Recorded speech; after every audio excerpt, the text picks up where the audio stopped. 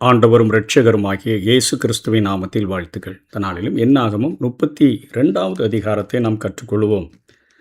இந்த அதிகாரத்தில் ரூபன், காத், மனாசையினுடைய பாதி கோத்திரத்தார் ஆகியோருடைய சுதந்திரம் இங்கே அடங்கி இருக்கிறதை பார்க்கிறோம்.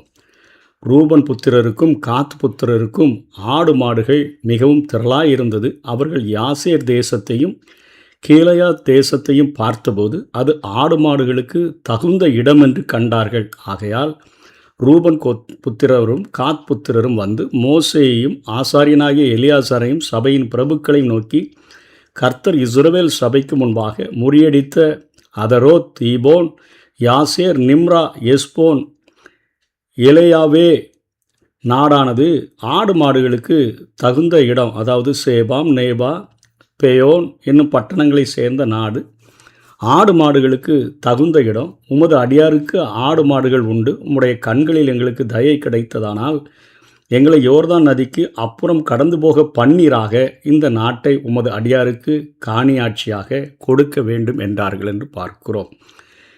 இந்த அதிகாரத்திலே பின்பாக மனாசையினுடைய பாதி கோத்திரமும் சேர்ந்து கொண்டார்கள். இன்றைக்கு வேலியோரம் வாழ்வா என்கிற ஒரு தலைப்பின் கீழாக இந்த செய்தியை நாம் பார்க்க முடியும். இப்படி இவங்க 3 முறை இங்கே கெஞ்சி கேட்குறாங்க. யோர்தான் ஆற்றின் கிழக்கே வளமிக்க மேய்ச்சல் நிலம் இருந்ததை கண்ட ரூபன் மற்றும் காத் கோத்திரத்து மக்களும் மனாசையின் பாதி கோத்திரமும் அங்கேயே நிரந்தரமாக தங்குகிறதற்கு அனுமதி கேட்டது தான் இந்த வசனம். முதல் வசனத்திலிருந்து 5 வசனம் வரையிலும் பார்க்கிறோம். அவர்கள் யோர்தானை கடந்து செல்லவும் தங்களுடைய சகோதரர்களோடு சேர்ந்து கானான் நாட்டில் வாழ்ந்து வந்த புறவினத்தாரோடு அவர்கள் போர் புரியவும் விருப்பமில்லை என்பதை முதல்ல மோசே நினச்சிக்கிட்டு, நீங்கள் அப்படிலாம் செய்யக்கூடாது என்று சொல்லி முதல்ல வான் பண்ணுறான்.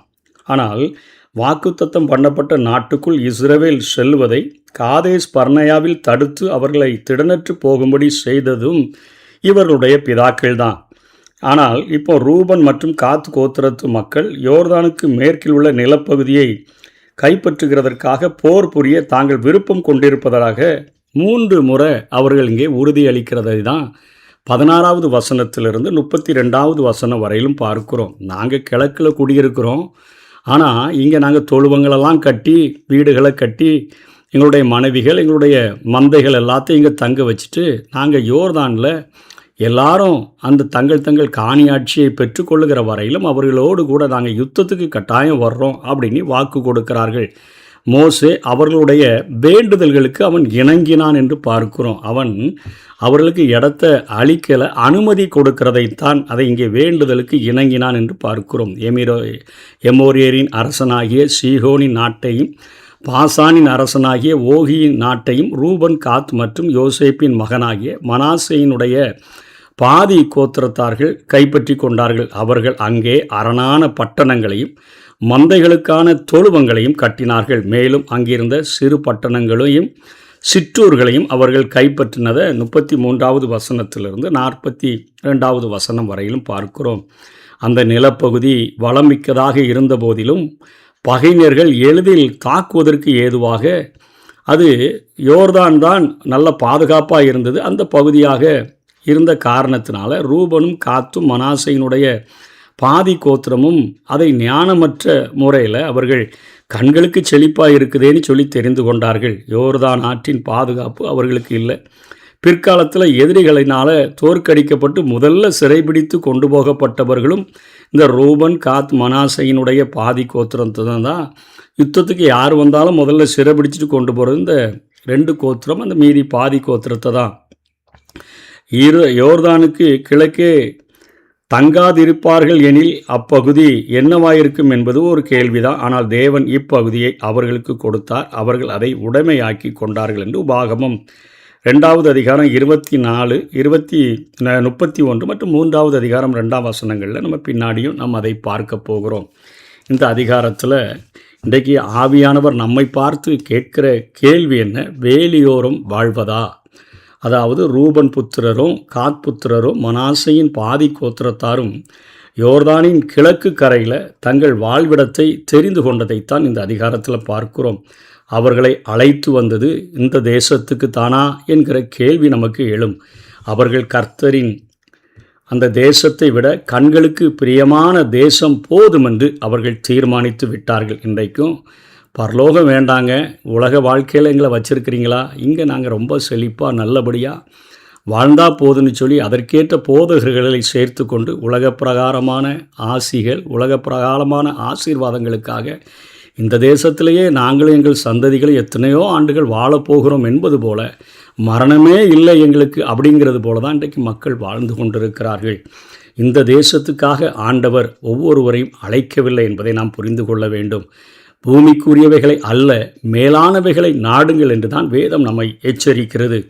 அவர்கள் கர்த்தரின் தேசத்தை விட இப்போது கண்ணுக்கு பிரியமான தேசம் போதும் என்றே தீர்மானித்து விட்டார்கள். இன்றைக்கும் நிறையா நம்மளே பார்க்கும் பொழுது மைனாரிட்டி என்று தான் அழைக்கப்படுகிறோம். இருந்த போதிலும் அந்த மைனாரிட்டிலையும் இன்றைக்கி இந்த உலக வாழ்க்கை போதுங்க, ஆண்டவரை ஞாயிற்றுக்கிழமை மட்டும் நாங்கள் ஆராதித்து கொண்டு கொஞ்சம் அவருக்கென்று காணிக்கைகளை செலுத்தி வாழ்ந்து விடுகிறோம் என்கிற நிலைமையில் வாழ்கிறவர்கள் பெயர் கிறிஸ்தவர்களை நிறையா பார்க்க முடிகிறது. பாலும் தேனும் ஓடுகிற தேசத்தை அவர்கள் கண்களால் காண முடியலை.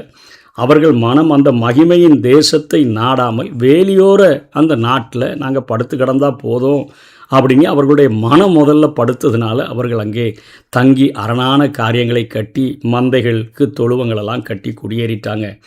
மோசேயோடு கூட மன்றாடி அந்த அனுமதியை அவர்கள் பெற்றார்கள் என்று தான் நம் வசனத்தில் பார்த்தோம். மோசே அவர்களுக்கு அதை கொடுக்கலை, அளிக்கலை, அதை அனுமதித்தார் என்று தான் வேதத்தில் பார்க்கிறோம். பின்பு அப்பகுதிகளும் இஸ்ரவேலரினுடைய எல்லைகளுக்கு உட்பட்டாயிற்று. தேவன் இஸ்ரவேலரை அழைத்து வந்து அவர்கள் நடுவில் அவர் தங்கியிருந்து தமது மக்களை வழிநடத்தும்படியாக அவர் விரும்பினார். அத்தகைய தேவனை மையமாக கொண்ட தேசத்தை விட மேலான செழிப்பு யோர்தானின் இக்கரையில் இருந்ததாக இந்த 2.5 கோத்திரத்துக்கும் தோன்றியது.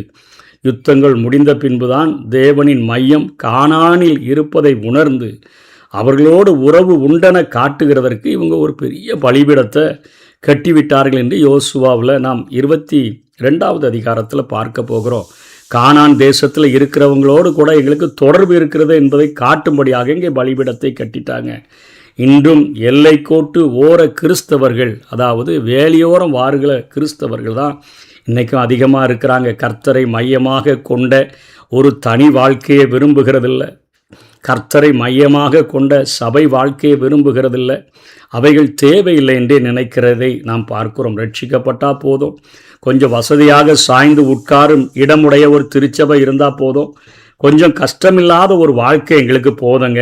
அதிகமாய் தேவனோடு நெருங்கினா அதிகமான நெருக்கடிகள் தான் வரும். எதற்காக?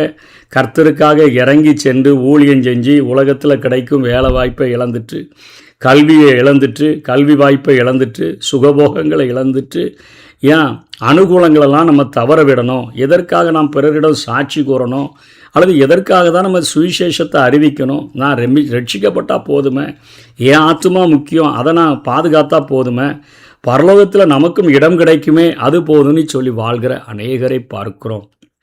ஆண்டவராகிய இயேசு கிறிஸ்து இந்த பூமியில் வாழும் பொழுதே அந்த விதைக்கிறவனுடைய விதை ஓமையை கற்றுக் கொடுக்கிற பொழுது சில விதை அது 30, சில விதை 60, சில விதை தான் அது 100 பலன் தந்தது என்று சொல்லுகிறார். இன்றைக்கும் சுவிசேஷத்தை கேட்டுக்கொண்டு ஏதோ நாங்கள் சர்ச்சுக்கு வருகிறோம், இதில் மெம்பர்ஷிப் ஆகிட்டோம், எங்களுக்கு உட்காருகிறதற்கு ஒரு இடமும் அனுகூலமான எல்லா சூழ்நிலைகளும் உண்டாயிருந்தால் போதும், அதுவே நாங்கள் கொஞ்சம் காணிக்கைகளை கொடுத்துட்டு நாங்கள் அப்படியே கிறிஸ்தவர்கள் என்கிற ஒரு பேரு மறைவில் நாங்கள் வாழ விரும்புகிறோம் என்கிற வேலியோர கிறிஸ்தவர்களை அநேகரை நாம் பார்க்க முடிகிறது.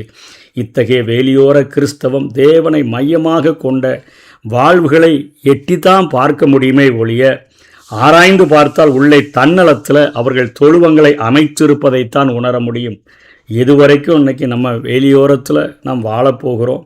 கர்த்தரால் ஆசீர்வதிக்கப்பட்டவரே உள்ளே வாரும் என்கிற அந்த வார்த்தை, கர்த்தரால் ஆசீர்வதிக்கப்பட்டவரே உள்ளே வாரும் என்கிற அந்த வார்த்தை நம்முடைய உள்ளத்தில் தொனிக்கும் என்று சொன்னால், வாசற்படியில் நின்று தட்டுகிறவருக்கு நம்முடைய உள்ளத்தில் இடம் கொடுத்தோம் என்று சொன்னால், நம்முடைய இல்லத்தில் இடம் கொடுத்தோம் என்று சொன்னால், நம்மில் மையமாக, நம்முடைய வாழ்வில் மையமாக இருக்க விரும்புகிற, நம்முடைய குடும்ப வாழ்க்கையில் மையமாக இருக்க விரும்புகிற ஆண்டவரை மையமாக கொண்ட அவருடைய சித்தத்தினுடைய மைய பகுதியில் நம்ம வாழ்கிறதற்கு நாம் இடம் கொடுத்தோம் என்று சொன்னால், அவருடைய கட்டளைகளுக்கு கீழ்ப்படிந்து, அவருடைய கற்பனைகளுக்கு கீழ்ப்படிந்து, அவருக்கென்று பணி செய்து இந்த உலகத்தின் முடிவில் ஆண்டவர் சொல்லுவார், உத்தமமும் உண்மையுமுள்ள ஊழியக்காரனே, நீ கொஞ்சத்தில் உனக்கு கொடுத்த கொஞ்ச தாளந்துகளில் நீ உண்மையாயிருந்தாய், நான் உன்னை அநேகத்துக்கு நான் உன்னை அதிகாரியாக மாற்றுவேன் என்று புன்முறுவலோடு கூட நம்மை அழைக்க முடியும். வாருங்கள், என் பிதாவினால் ஆசீர்வதிக்கப்பட்டவர்களை, உலகம் உண்டானது முதல்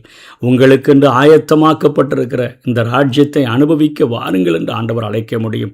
கானானில்தான் தேவனுடைய வாக்குத்தத்தம், தேவன் வாசம் பண்ணுகிற ஒரு ஸ்தலமாக அது இருந்தது. ஆனால் வேலியோரம் போதும்னு இருந்தவங்க, செழிப்பில் மயங்கி இருந்தவங்க முதலாக சிறையிருப்புக்கு பிடித்து சென்றதை நாம் பார்க்க முடிகிறது. ஆபத்துகள் நிறைந்த வேலியோர கிறிஸ்தவர்களாக இராதபடி ஆண்டவரை மையமாக கொண்டு ஆண்டவரை நமக்குள்ளாக வைத்து இயேசுவானவர் நம்முடைய மகிமையின் நம்பிக்கையாக நமக்குள்ள வாசம் பண்ணுகிறதே அந்த ரகசியம். அந்த வாழ்க்கையை நாம் அனுபவித்து ஆவிக்குரிய வாழ்வில் ஒவ்வொரு நாளும் ஆண்டவரை கிட்டி சேர்ந்து அந்த அனுபவங்களை பெற்று வாழ்வோம். பரம கானானை சுதந்திரிப்போம். கர்த்தர் தாமே நம்மை ஆசீர்வதிப்பாராக.